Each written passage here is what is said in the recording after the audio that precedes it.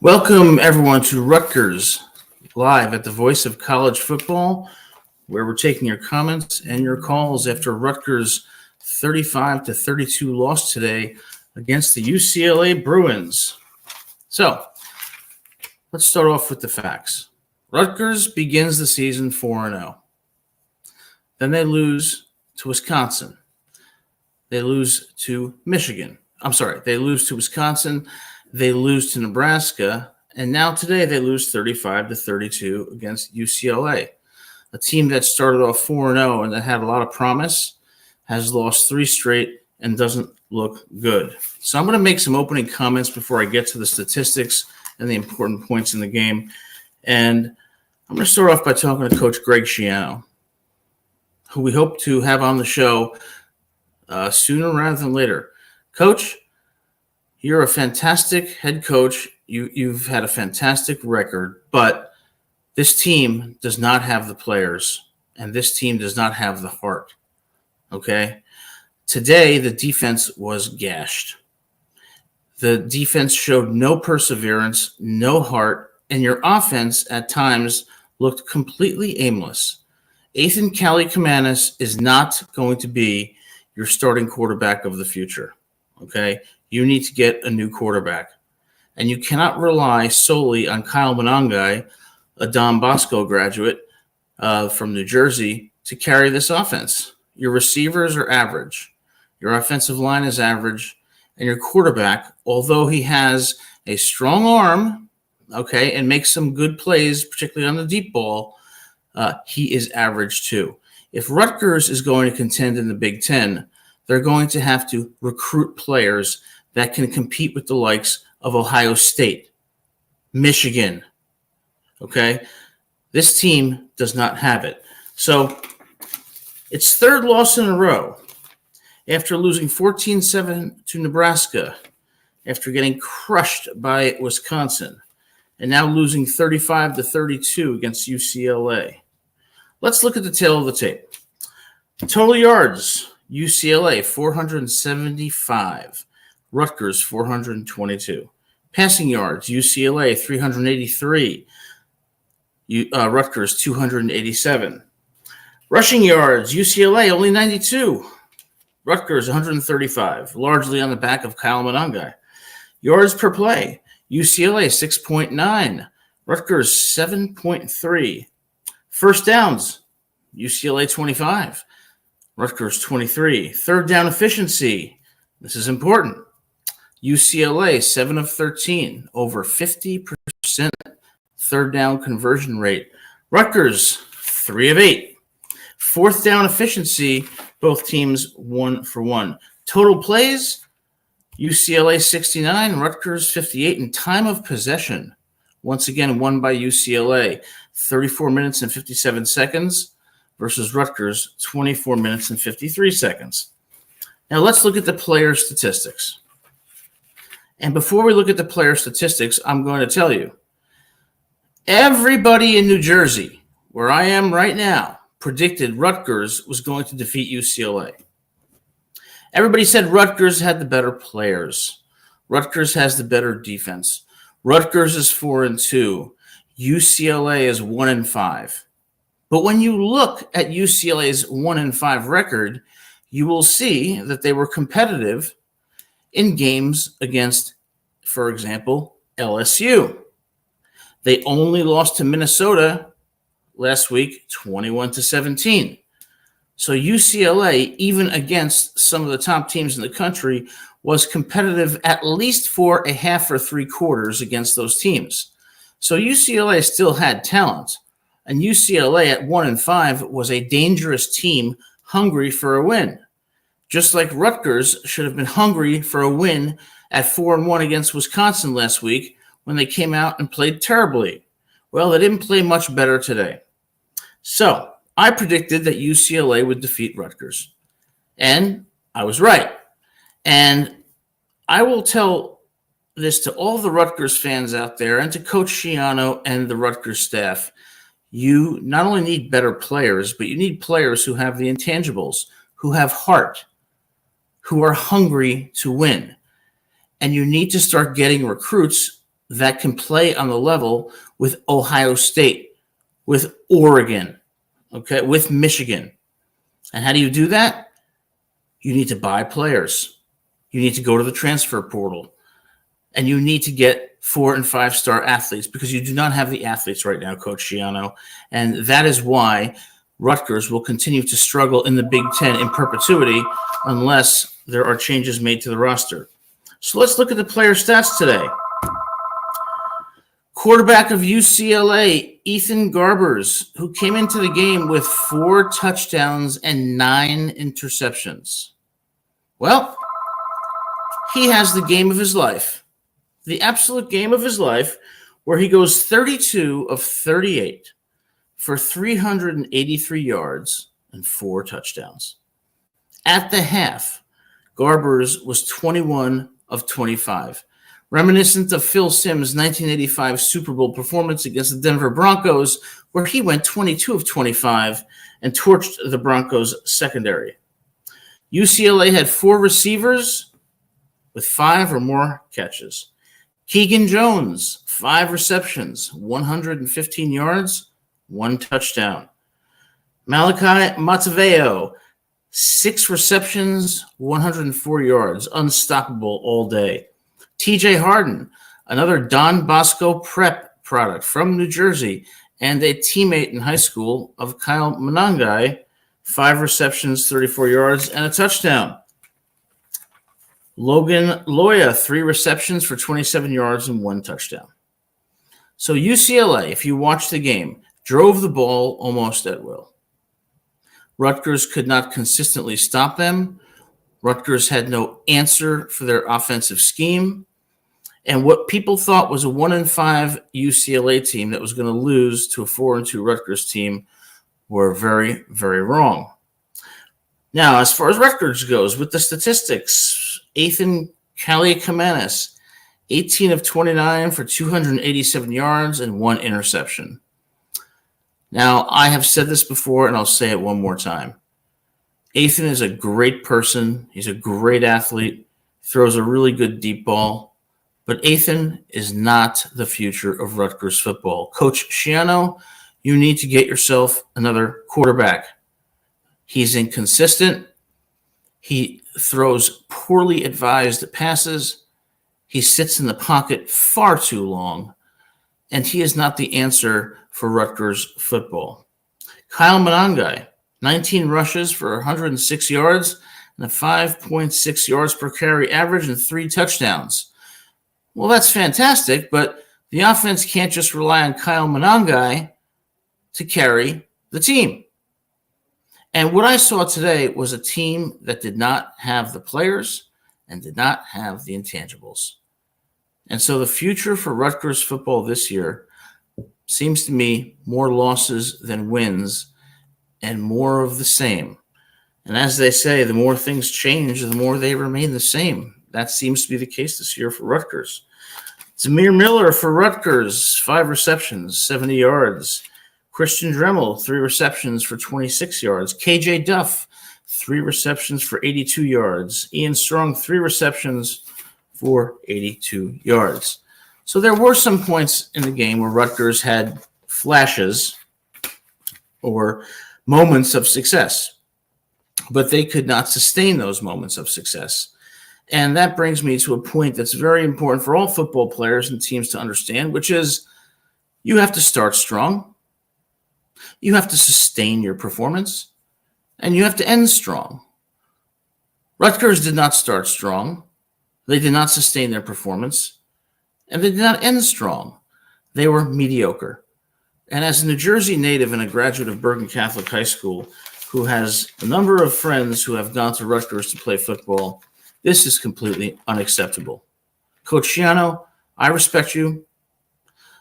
I've asked you to come on this show. I'd like to have a conversation with you about what's going on with Rutgers football. You don't start off 4-0, then lose to Nebraska 14-7 when you had the ball at the 3-yard line, 1st and goal, and couldn't push it in, when you miss a field goal, and then you fake a field goal and don't make that either.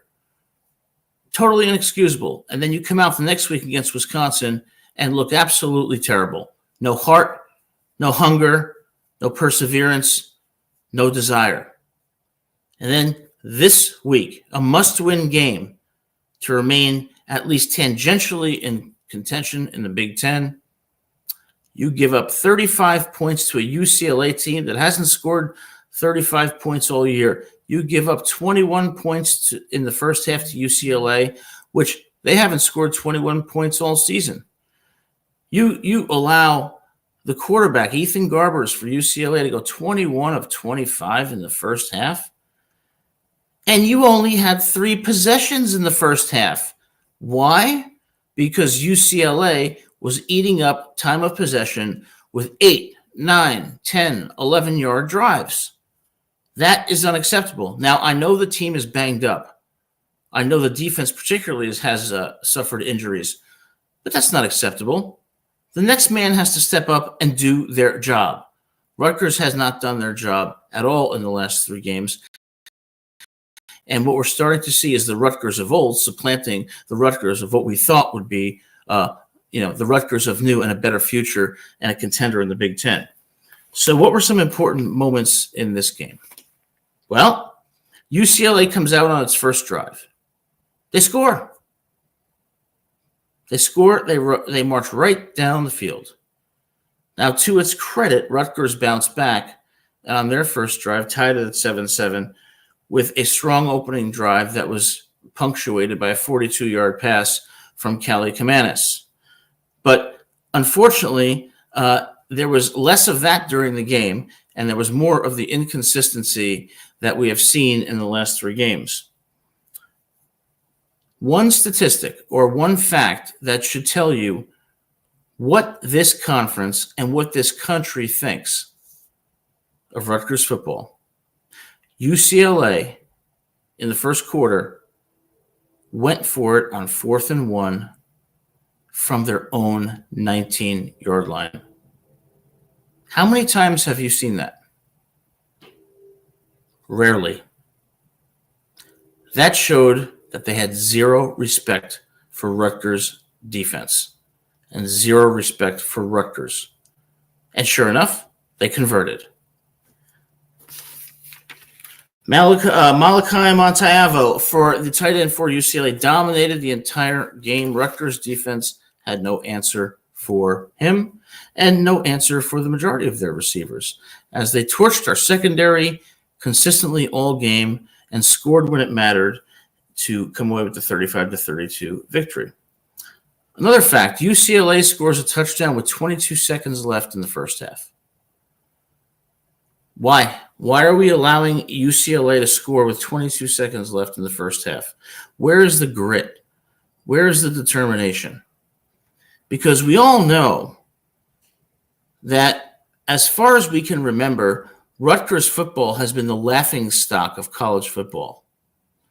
Rutgers football has been an afterthought, finishing in last place, losing 30 to 40 points against major contenders throughout the country. And here we are, the second stint of Greg Schiano. Okay, from 2001 to 2012, Coach Schiano in his 5th year turned around the program. Now in his second stint, in his 5th year, he's begun to turn it around again. But these last 3 losses suggest that we're moving backwards, not forwards. Ethan Garbers had over 240 yards passing in the first half. And like I said, UCLA scored 21 points, which they haven't done all year. 4 drives of more than 8 plays. So on what will invariably be a relatively short video because there's not much positive to report about Rutgers, I want to talk about 3 broader issues that are affecting Rutgers' program. Number 1, the intangibles. You have to have players who have heart and hunger and who want to be number 1. This team does not have the intangibles, Coach Schiano, and I think you know that. You do not have the players who have the heart and the desire to win the Big Ten and compete for a national championship. And there's no better evidence of that than what happened against Wisconsin when they allowed 42 points to a Wisconsin team that lost 38-21 against USC and was dominated 42-10 by Alabama at Camp Randall. And what did Rutgers do in response to the loss to Wisconsin? They came out today and allowed 35 points to a UCLA team that was 1-5 and allowed a quarterback that had 4 touchdowns on the season and 9 interceptions to have the game of his life. Your team lacks the intangibles. They're not motivated, they're not hungry, and they're not champions. Number 2, recruiting. Coach Schiano, I'm from New Jersey. I know Don Bosco. I know Bergen Catholic. I know DePaul. I know the top schools. The players at these schools are at best 3-star athletes. There are a few who may be 4-star athletes. You need to start recruiting from the IMGs, from the modern days. You need to broaden your recruiting base to California, to Florida, to Texas, to Georgia, to Alabama. Because without those players, Rutgers, no matter how good of a coach you are, will not be successful. And how do you recruit those players? Well, I'll address this to the administration at Rutgers University. It's very simple. You have to buy them. We live in an era of NIL, okay? So young people these days are not focused so much on what school they go to, but are focused on how much money they will make. So a Georgia, an Alabama, a Texas is going to offer them a lot of money to come to their school. You have to offer them more money, a lot of money, so that they have no choice but to come to Rutgers. The second thing that you have to focus on is development. You have to show that you are developing your players. You have to show that your players are not only getting better, but are getting drafted into the NFL. Haven't seen that either. Once you start getting those 5-star recruits by buying them, once you start developing those players so that you have first-round draft picks, then players will want to come to Rutgers. If you recruit locally from Bosco, Bergen Catholic, DePaul, you'll get good players. You won't get great players. So it's time for the administration to put up the resources to get the top players. Unless you do that, we're going to see the same mediocre seasons that we have seen year after year after year. For what? 50, 60 years? Enough is enough. Rutgers will not go anywhere unless they get the right players. And that also includes, and this brings me to my third reason, the transfer portal. You've got to use the transfer portal because there's a lot of players at Texas, Alabama, Georgia, Ohio State, Oregon, who are 4 and 5 stars and who do not start there and who are frustrated because they are sitting on the bench wanting to play more. You have to go into the portal and get these players. How do you do that? For the same reason that I said previously. You have to pay money. You have to buy them. Because what we saw today, 35-32 loss against UCLA, which quite frankly, the score indicated it was a lot closer than it really was. What we saw against Wisconsin, what we saw against Nebraska was not acceptable. And it ultimately comes down to the players and the coaches. The players are not good enough. And I'll be the only one to say it, I'm sure. Ethan is not good enough. Kyle Mononga is going to be gone next year. You're going to lose players on defense. So what do you have to do? 1, recruit players that have the intangibles, the heart, the determination. 2, buy players and recruit those players from IMG, Mater Dei. Go across the country and buy those players. Number 3, go into the portal and get those players who are 4 and 5 stars who are sitting on the bench and buy them. Unless you make that commitment, you are going to remain mediocre in perpetuity. And that was the case today. That was the case last week.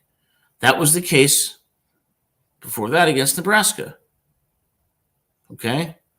You start off 4-0, and then you turn into the same old Rutgers. And Coach Schiano, I think you deserve better than that. You've coached in the NFL. You coached at Ohio State.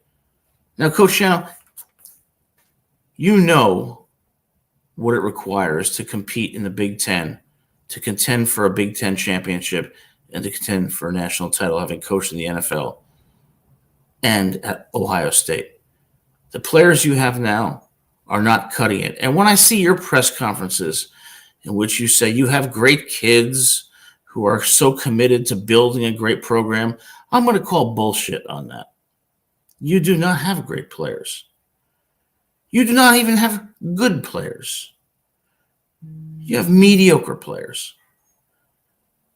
And until you start paying money to buy players through recruiting and through the portal, Rutgers will not be successful. So, going forward, Rutgers is 4-3. What should we expect for the remainder of the season? More of the same, unfortunately. And I wish I could be more optimistic on this show. I expect more of the same, which is a win here and there, a few more losses, and ultimately a 6-6 season. And that's a shame because Rutgers is better than that, but they have to dedicate their resources and the time to get the players that are going to compete in the Big Ten. If not, we'll be sitting here saying the same thing year after year. So with that, that will be the end of this show. I look forward to seeing you all Monday at 7 p.m. where we'll again take your calls and discuss Rutgers' upcoming schedule and the future of Rutgers football. Have a great day.